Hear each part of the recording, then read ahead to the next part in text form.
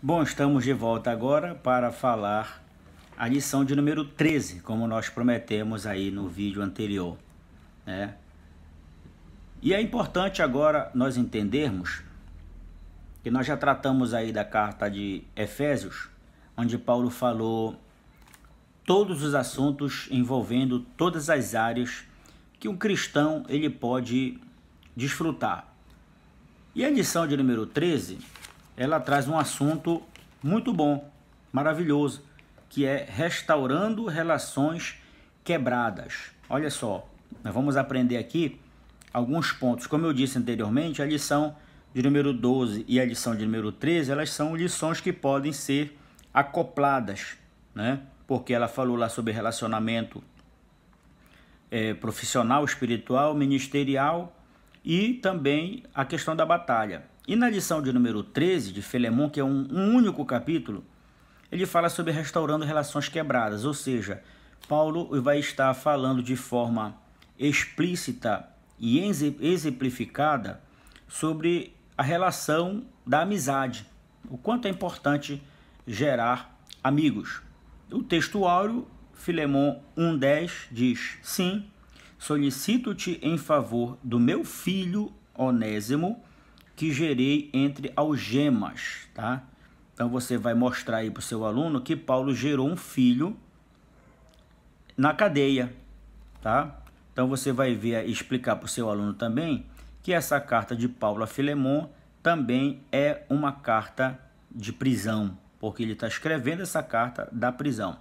E a verdade prática diz que a ação do evangelho promove mudanças, tanto no campo espiritual, como na vida diária do pecador arrependido e salvo. Você viu aí que nós aprendemos que a batalha espiritual ela tem vários campos de ação, não é verdade? Então, a ação do evangelho ela vai promover mudanças também, tanto no campo espiritual como também no campo material, que é a nossa vida diária.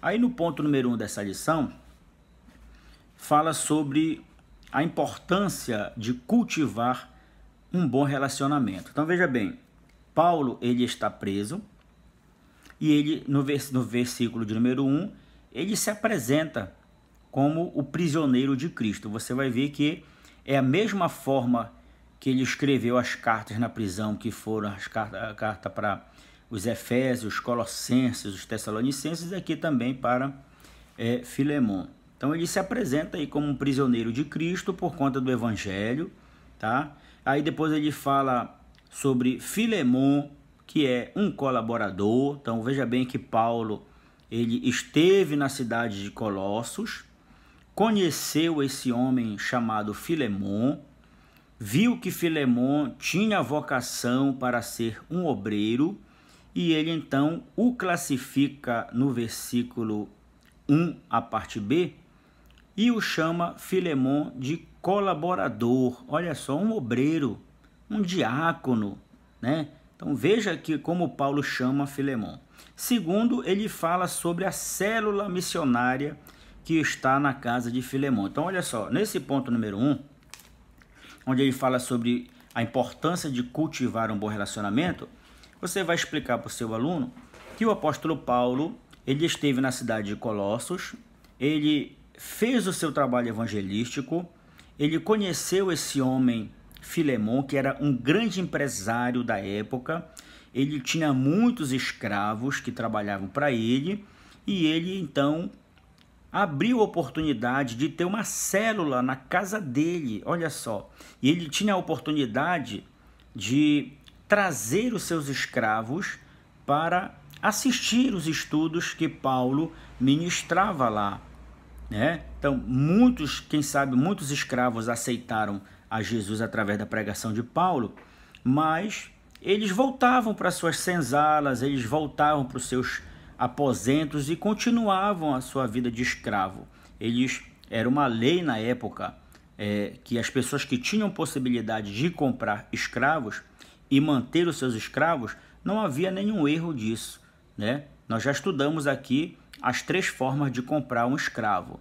Comprar um escravo para que ele pudesse continuar sendo escravo, comprar um escravo para que ele pudesse ser livre e outro comprar um escravo para que ele pudesse ser um servo, tá? Então, Filemon tinha muitos escravos e um desses escravos se chamava Onésimo, que Paulo também conhecia lá na casa de Filemon, mas não tinha relação nenhuma com ele, tá? Talvez fosse um mordomo, uma pessoa que transitava por dentro da casa de Filemon e Paulo o conheceu, tá? Então, no ponto número 1, a gente aprende que foi importante Paulo manter esse relacionamento com Filemon na cidade de Colossos e também poder conhecer Onésimo.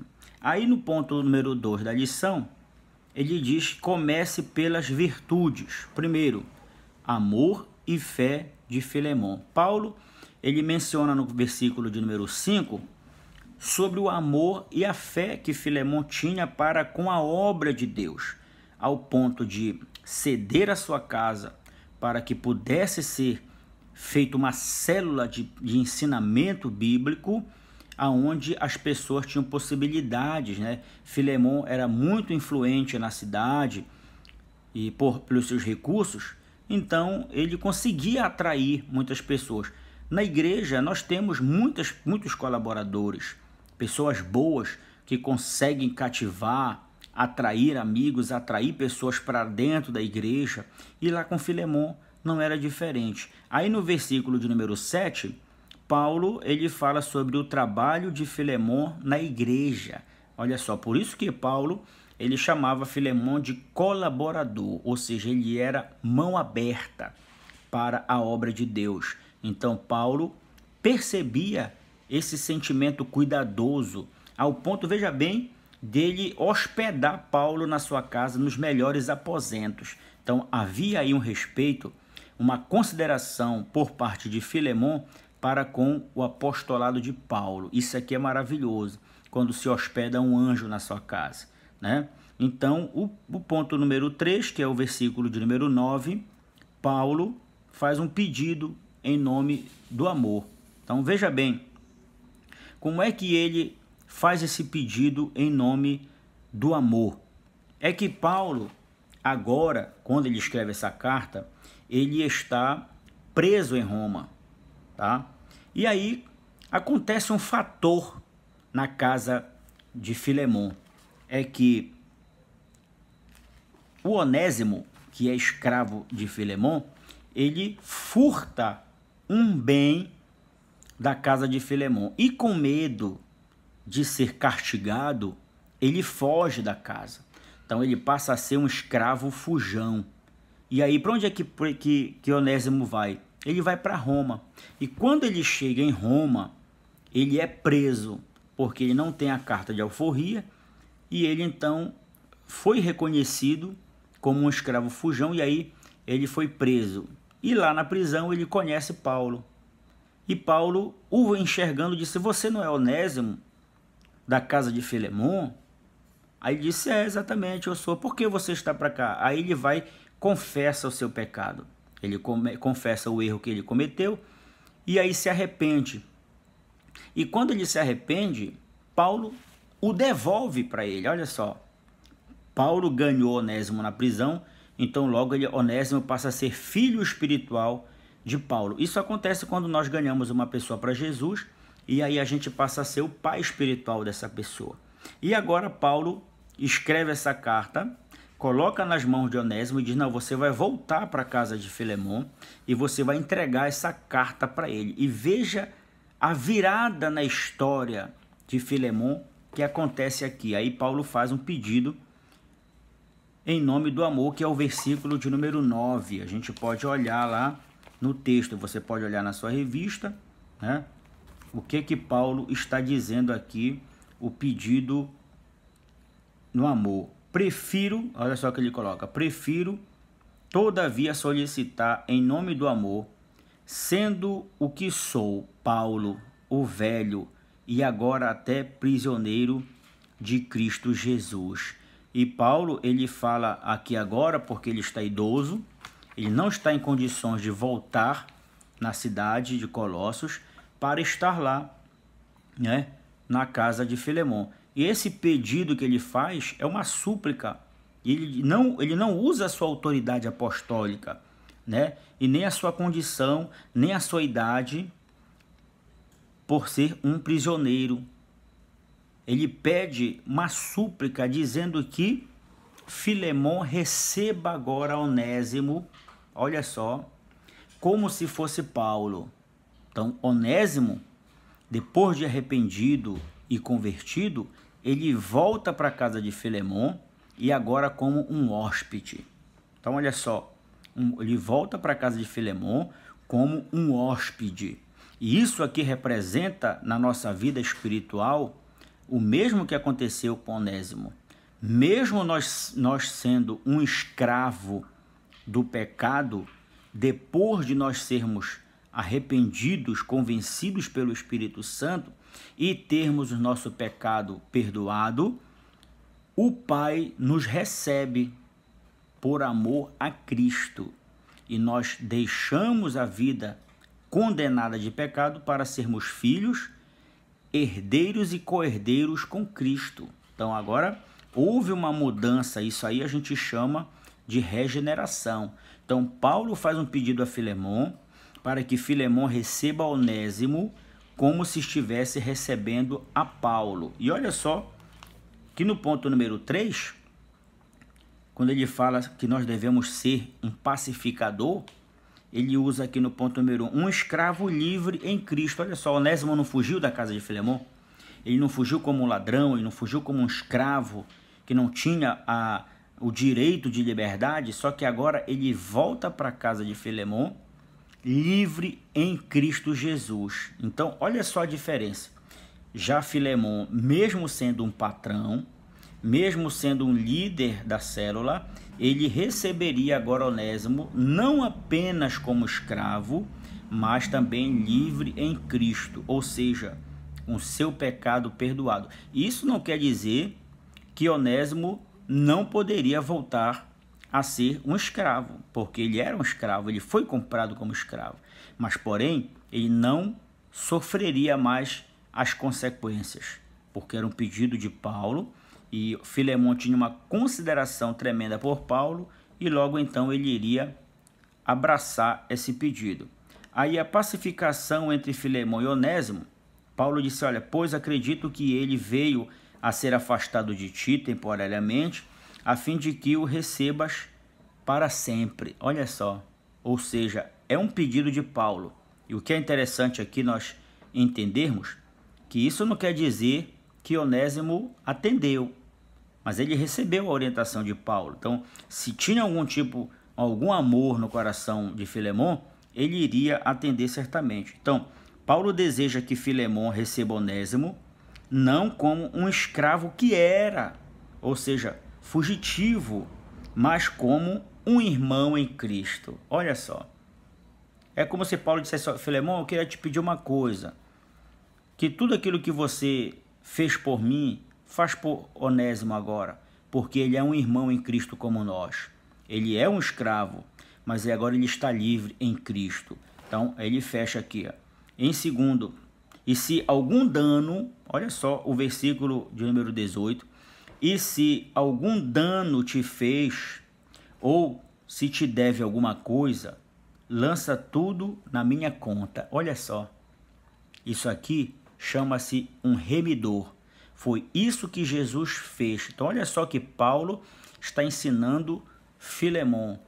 A dívida que nós tínhamos, Jesus pagou por nós na cruz. Por quê? Porque nós não tínhamos condições de pagar. Então Onésimo não tinha condição de pagar o seu patrão. Então, de que forma ele arrumou um patrocinador? Ele arrumou um remidor que foi lá e justificou a sua dívida. E Paulo se coloca dizendo, olha, se tu tens alguma consideração por mim, se alguma coisa esse rapaz te fez, se ele te deve alguma coisa, coloca na minha conta. Olha só. Então, Filemon tinha esse sentimento no coração. E aí a gente aprende aqui 3 pontos importantes que está na sua lição. Primeiro, o profundo amor cristão por alguém que vem do mundo da escravidão para o convívio do povo de Deus. Então, olha só, esse sentimento de amor é que nós devemos ter por uma pessoa que vem do mundo de pecado para dentro da igreja, que é o corpo de Cristo. Não tratar com diferença, mas tratar com amor. Segundo, é o efeito remidor da morte vicária de Cristo. Então, Paulo exemplificou isso para Filemon.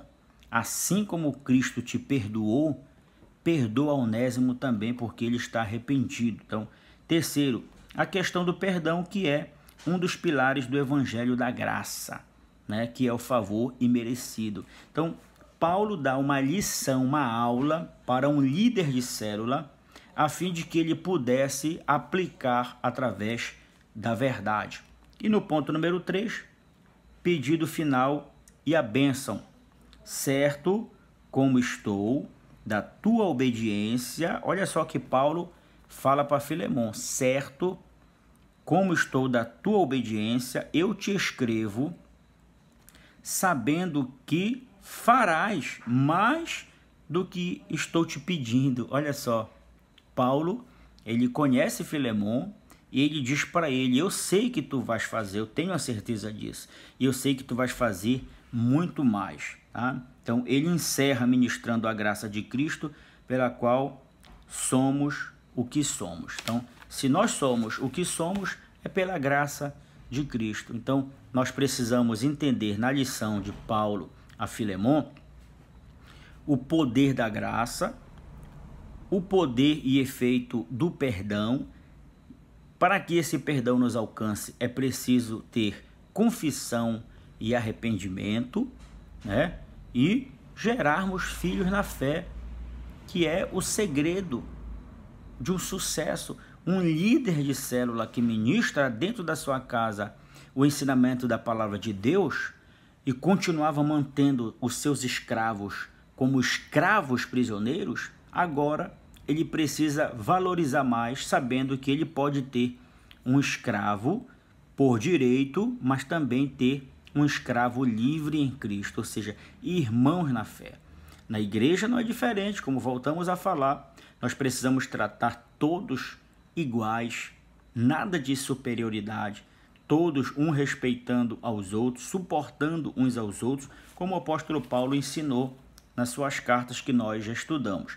E aí vem a aplicação pessoal: quando alcançados e transformados pelo Evangelho de Cristo, podemos passar a vivê-lo de forma plena, ou seja, completa, em valorização, valorizando mais pessoas que coisas, né? Então, Filemon, ele estava mais preocupado com o item que Onésimo furtou da sua casa ou quebrou, do que a própria pessoa. E Paulo estava ensinando que devemos valorizar as pessoas do que coisas, e sendo mais do que aquilo que possui, e assim sempre atuando como pacificadores de relacionamentos e fazer avançar o reino de Deus. Então, olha, através das nossas atitudes, nossos comportamentos, nós vamos avançando no reino de Deus. Então, que essa lição de número 13, ela também traga para nós exemplos e nós possamos orientar os nossos irmãos, principalmente aqueles que têm um empregado, que tem alguém que está a seu serviço, para que possa ter esse tipo de relacionamento. E isso se aplica na família, na vida profissional, na vida ministerial e em todas as áreas da nossa vida. Fazendo assim, o reino de Deus tende a crescer cada vez mais. Amém? Então, nós já tivemos aí a lição de número 12, a lição de número 13, e se houver alguma dúvida, nos acione para que a gente possa esclarecer, para que domingo você possa ter uma aula excelente. Amém? Deus abençoe a sua vida. Tenha um domingo ricamente abençoado em o nome de Jesus.